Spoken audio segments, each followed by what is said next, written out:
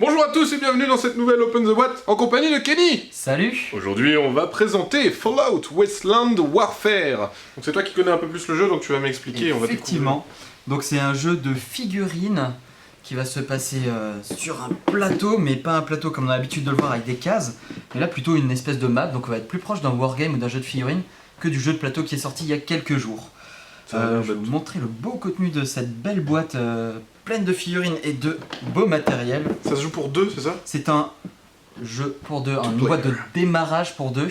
Il va y avoir des équipes supplémentaires, des choses comme ça, donc possible de jouer à plusieurs, je pense. D'accord. De ce que j'en ai vu dans les règles, j'ai pas vu de choses qui le permettaient pour l'instant, mais c'est probable. D'accord.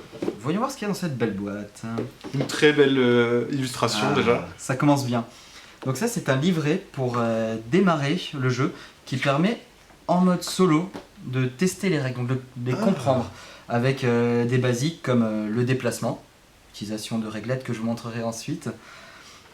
Puis un autre scénario pour apprendre à tirer sur des objets, C'est cool ça. des Donc, figurines. quelqu'un qui n'est pas adepte du jeu de figues va pouvoir être initié avec ce fascicule. C'est exactement pour ça que ça a été fait, parce que contrairement à un jeu de plateau, il y a des habitudes que les gens n'ont pas forcément, et notamment la mesure des portées qui est un peu particulière, qui va se rapprocher un peu de ce qu'on a dans X-Wing avec des réglettes, où on prend la figurine, on met la réglette devant la figurine, puis on la déplace jusqu'à l'autre bout de la réglette, voilà, qu'on peut voir ici. D'accord. Et donc voilà, ça va permettre de prendre des mesures qu'on n'a pas l'habitude dans un jeu de plateau.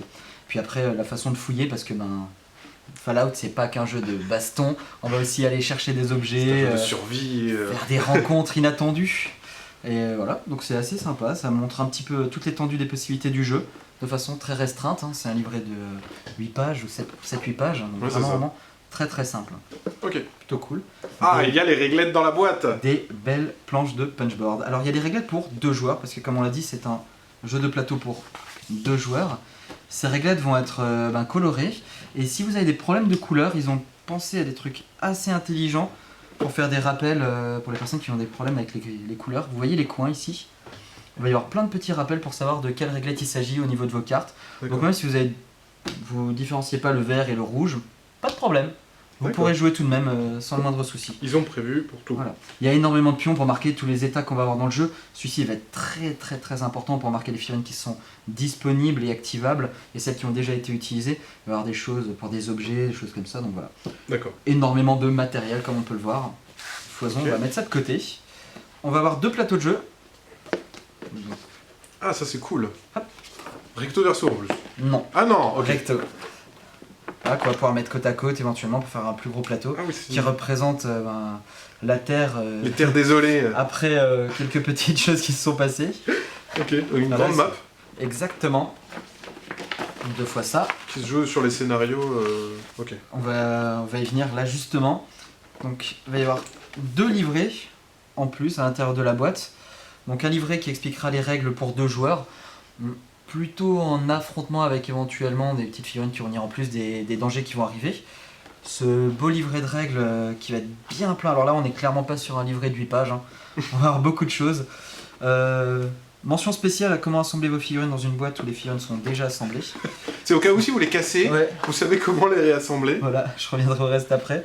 Mais effectivement elles sont déjà assemblées, donc c'est bien noté sur le côté de la boîte. C'est peut-être pour les extensions. Peut-être. Peut-être pour les extensions. Voilà. Et donc pour les modélistes débutants, il y a tout de même l'explication de comment monter une figurine, comment peindre une figurine, avec un petit tutoriel en 4 étapes qui permet d'avoir un rendu super cool. Et ils utilisent la gamme de peinture Army Painter, voilà, ça va avec. Donc il y aura probablement des sets de peinture spécifiques, on va voir ça. Il y a des pages de règles supplémentaires sur quelle carte va-t-on utiliser dans le type de scénario, ainsi de suite. Puis une version un peu plus corsée de toutes les règles, donc il va reprendre le mouvement, la capacité à tirer, à chercher, à fouiller, enfin plein de choses, les dés, expliquer comment fonctionnent ces dés là. Donc il y a beaucoup de pages de règles, là on va clairement, c'est un jeu de figurines. Oui, figurines ça demande beaucoup de choses, et là on y est. C'est complet quoi. Okay. La notion de ligne de vue, de couvert, comment taper au corps à corps, comment attaquer à distance, les jets de dés, les capacités, tout ça, mais je vous les montrerai sur les cartes, ce sera peut-être plus parlant. Avec les différents objets qu'on va pouvoir récupérer, les dangers qu'on peut rencontrer aléatoirement, avec des belles figurines bien peintes qu'on voit bien sur le haut du livret. Donc ça donne vraiment clairement envie. Il y a pas mal de caractéristiques, mais pas tant que ça au final. On a 7, 8, 10 10 petits chiffres sur chaque carte, donc ça semble pas imbuvable. Et le livre de règles se lit assez rapidement. D'accord. Donc voilà, ils expliquent comment sauter d'un bâtiment, ça c'est grand. Yes. Il y a à chaque fois des petits tips à différents endroits qui expliquent. Ouais, ils gardent toujours un petit peu le ouais. côté un petit peu rigolo de Fallout, l'univers. C'est ça. On va y avoir plein de petits tips, d'explications de toutes les cartes, de comment faire plein de choses, comment récupérer des équipements, voilà, tout ce qu'on peut avoir dans le jeu. Donc ça c'est clairement pour le jeu à 2 joueurs, plutôt en opposition, donc chacun va jouer pour soi, va jouer une bande, donc soit des mutants, soit des survivants, des abris, soit éventuellement il y a une Brotherhood of the Steel. D'accord, ouais. Oui, les mecs en armure là. C'est ça, les gros bourrins. Alors je suis pas très familier de l'univers de Fallout, je vois de quoi ça parle et tout, mais j'ai pas autant joué au jeu que d'autres. Donc pardonnez-moi si j'ai des incohérences dans ce que j'explique. Mais globalement, ouais, on a voyé qu'il y avait les habitants des abris, il y avait les habitants des terres désolées, etc. Et on va avoir un livret de campagne qui lui va permettre de jouer dans un autre mode de jeu qui n'était pas disponible dans le livret de 2 joueurs standard et qui va introduire d'autres utilisations de cartes, des événements, ce genre de choses qui vont se rajouter et qui va permettre de jouer en coopératif, en solo ou en coopératif. Ah, c'est cool ça. Donc c'est utiliser des cartes qu'on n'utilisait pas précédemment dans l'autre livret. Donc on peut jouer en confrontation ou en coopératif. Ok, trop bien. Alors, on va avoir aussi comment gérer ses équipements, son campement, sa base, et ainsi de suite. Donc on va avoir une notion un peu de legacy, on va pouvoir continuer à jouer de partie en partie, améliorer apparemment.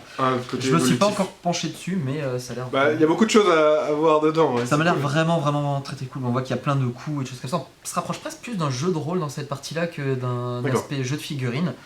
Côté plus immersif qui est mis en avant en fait. Ok. Ça donne, c'est la partie qui m'intéresse le plus. Hein. Franchement, je vois ça, je me dis, ça donne vraiment envie de se réunir avec un pote, de peindre les figurines et de jouer et de voir ce que vont devenir nos héros au fur et à mesure et comment on va réussir à gérer les différents tracas qui vont nous arriver et les différents scénarios. Puis après, bien sûr, des scénarios.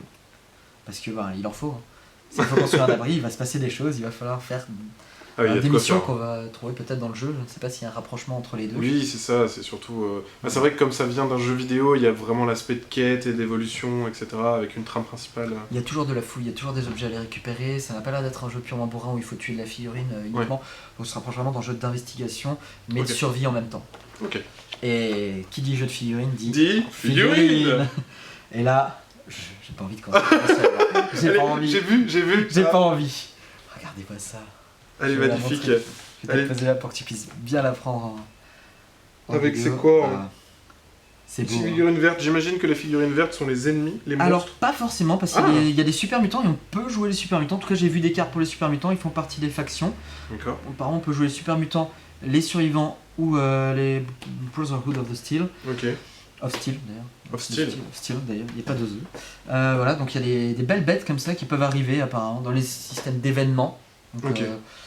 Ça donne pas envie de voir ça sortir. Je sais pas si ça sort d'une caisse ou si ça apparaît derrière un véhicule ou quelque chose, mais je vois pas comment ça rentre dans une caisse. On a une figurine exclusive pour les premières boîtes, donc pour les précommandes. Petite figurine d'alien, un petit homme gris, vert, comment vous le peignez. Pour l'instant il est vert, on va voir si vous le faites en gris. Et on va avoir après de très belles figurines. Franchement la qualité elle est assez dingue. Là, ça c'est la confrérie, je crois. Ouais, on est dans la confrérie. Ouais. Les hommes en armure qui sont magnifiques. Ça donne elles sont très détaillées. Ça donne envie de prendre les pinceaux tout de suite. Hein. Vraiment, je te le cache pas. D'ailleurs, je m'en vais juste après. Allez, salut, c'était tout pour moi. Non, elles sont vraiment géniales. On va retrouver des survivants. Qui sont déjà prémontés, du coup. Tout est prémonté. Ouais. Donc, quelqu'un qui ne s'y connaît pas forcément en figurines achète la boîte. Et tout est prêt, il peut y aller. Quoi. Alors, vu qu'il y a déjà des couleurs entre... les mutants ont les mêmes couleurs que certains monstres, ça va avoir peut-être que juste un petit coup de bande de secours juste pour les différencier si on ne veut pas peindre, ce serait déjà pas mal. Mais oui, on peut clairement jouer après ouverture de la boîte. Surtout que ça permet de tester tout seul chez soi quand on a reçu son matériel le soir. On teste, on comprend les règles, on les restitue beaucoup plus facilement à un ami qui vient jouer avec nous. Et il y a du fun tout de suite. Quoi. On n'est pas obligé de se taper 40 pages de règles. Ça, c'est le top. Il y a des petits chiens, des gros chiens mutants. Il y a plein de petites choses. Il y a énormément de cartes. Donc tout ne s'utilise pas dans un scénario à 2 joueurs standard. Après dans les coopératifs on va rajouter des choses. Donc il y a énormément d'équipements avec plein de petites icônes qu'on va pouvoir retrouver, qui sont des portées pour les armes, des dés bonus qu'on va lancer, qui vont nous dire si ça touche pas. Peut y avoir des compétences, plein de choses, des évolutions pour les personnages. Tout ça, vous le verrez dans le livret de règles, mais il y a vraiment foison de cartes. Ouais, il y en a vraiment beaucoup. Le graphisme est super cool, la qualité des cartes est bien. On est sur quelque chose d'assez qualitatif. On n'est pas sur de la carte toilée, mais franchement, elle est bien. Après, on a toutes les cartes qu'on pourrait avoir donc pour les survivants et pour les autres, avec les caractéristiques dont je vous parlais avant. Si tu veux en prendre une, hop. Avec à chaque fois les chiffres. Alors, il faut savoir que c'est un jeu où il va falloir faire en dessous du chiffre noté à chaque fois qu'on va faire un test. Donc plus vous avez un chiffre haut, mieux c'est, comme dans la plupart des jeux. Et il y a des petites icônes qui vont se retrouver sur les dés qui vont permettre tout de même de réussir les tests. Voilà. Et il y a une petite notion de chance, donc on va pouvoir relancer certains jets en fonction de la chance si on n'est pas très loin de réussir l'action. Et des fois, rater une action ou tout juste la réussir, ça peut vraiment tout changer. Encore une fois, plus sur un aspect jeu de rôle pour moi. Donc on va avoir plein de cartes qui vont être utilisées, donc, comme je vous l'ai dit, comme les autres cartes, sur différents types de scénarios, que ce soit en opposition ou en coopératif. Et pour finir, le petit sachet de dés. Parce que les dés, c'est bien utile. Ça fait plaisir. Avec plein de phases sympas qui vont être expliquées dans les règles, qui vont donner tous les effets de jeu. On a aussi bien des dés de 12 que des dés de 20, des dés à 20 faces ou des dés à 12 faces, de différentes couleurs, avec différentes icônes, et qui vont permettre de déclencher les différents effets du jeu.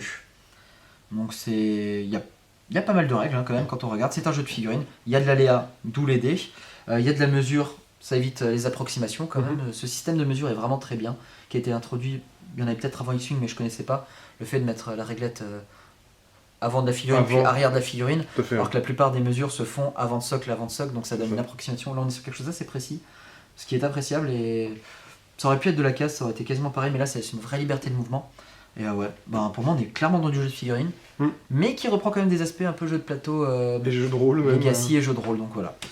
Je pense que ça peut parler à pas mal de monde, et ça donne juste envie de jouer. Je sais pas pour vous les gars, mais ouais clairement ça donne trop envie de jouer.